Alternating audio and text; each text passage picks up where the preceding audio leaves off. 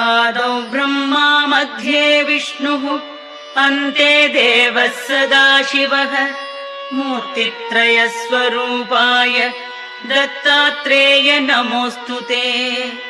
भोगालयाय भोगाय योगयोग्याय धारिणे जितेन्द्रिय जितज्ञाय दत्तात्रेय नमोऽस्तु ते।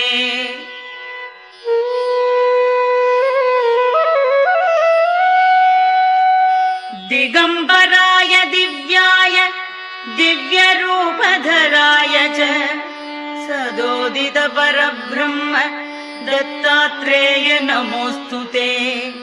जम्बुद्वीपे महाक्षेत्रे मादापुरनिवासिने जयमानसतां देव दत्तात्रेय नमोऽस्तु ते।